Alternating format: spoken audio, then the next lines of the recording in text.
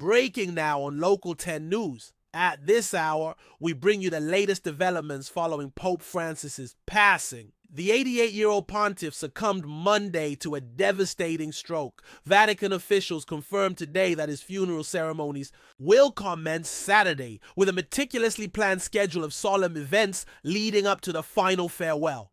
Local 10's Janice Fernandez reports live from Vatican City, where mourners from across the globe are converging to honor the departed. Holy Father! Janice, Nicole, Calvin. It's approaching midnight here in Vatican City, yet St. Peter's Square remains filled with faithful pilgrims. We anticipate these crowds will swell dramatically with each passing day until Friday's momentous funeral service. Pope Francis battled deteriorating health for years, and despite a concerning 5-week hospitalization in February, many believers felt reassured when he appeared at Easter Mass, seemingly on the road to recovery. Despite awareness of his fragile condition, his death has sent shockwaves through the Catholic community worldwide. The faithful arriving here seek their personal moment of connection and remembrance. The Vatican machinery has mobilized swiftly, preparing St. Peter's Basilica to accommodate the unprecedented influx of mourners expected to pay tribute to the beloved pontiff.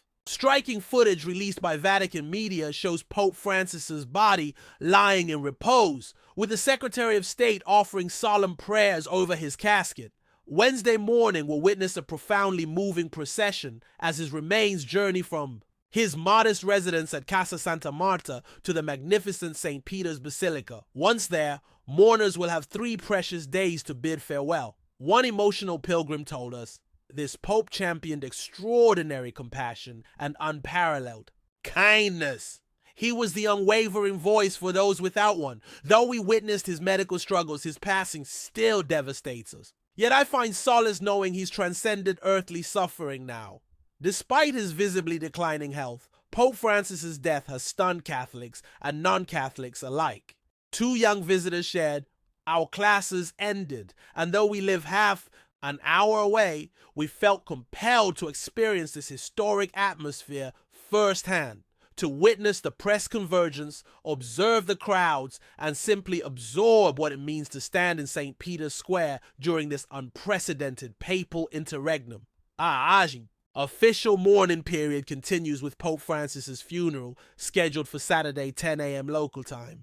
Cardinal Giovanni Battista Re, at 91 years old, will preside over both the funeral mass and the subsequent conclave. This papal vacancy creates a profound spiritual void that will remain until the College of Cardinals elects his successor. Currently, Vatican officials are laser-focused on ensuring flawless execution of funeral arrangements with maximum security. Tomorrow provides our first glimpse of these meticulous preparations when a solemn procession transports his casket from his residence to St. Peter's Basilica. For 3 consecutive days, thousands will stream through to pay respects to this transformative spiritual leader. Back to our live coverage with Janice Fernandez in Vatican City. We'll reconnect shortly at the top of the hour. Thank you, Janice. Our comprehensive team coverage continues on Pope Francis's passing. Following Saturday's funeral, the College of Cardinals will convene within the historic Sistine Chapel to select the Catholic Church's next Supreme Pontiff.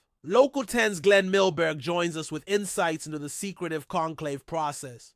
Glenn, Nicole, the ancient tradition demands absolute secrecy. What transpires in conclave stays in conclave. Media blackout descends completely as cardinals cast their ballots behind locked doors, potentially deliberating for days before selecting the next pope. Nevertheless, certain patterns offer clues to what lies ahead. Even as global mourning for Pope Francis barely begins, cardinals have initiated preliminary discussions preceding their momentous vote for his successor. Vatican analysts suggest competing visions are emerging. Some seek a prophetic figure guided primarily by contemplative prayer and divine inspiration. Others advocate continuing Francis's revolutionary legacy. The people's pope who boldly liberalized church teachings, embraced same-sex blessings, expanded female leadership roles, and courageously addressed climate change from his earliest days. The papacy transcends spiritual leadership as the Pope simultaneously serves as head.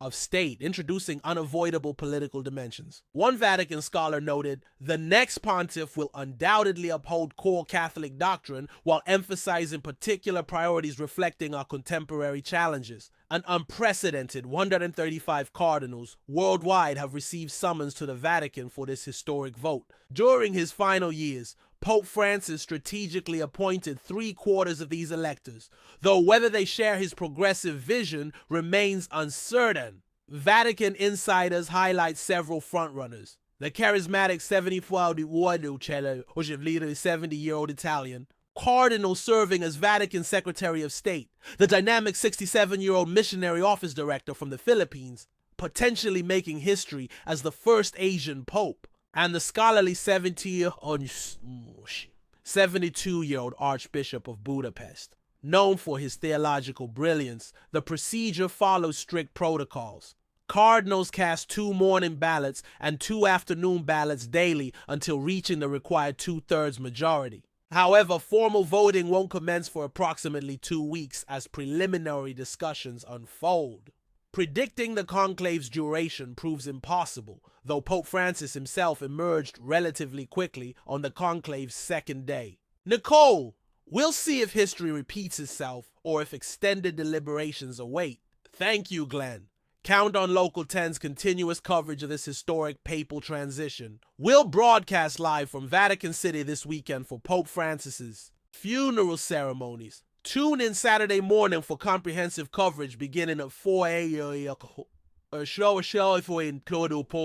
Eastern Time.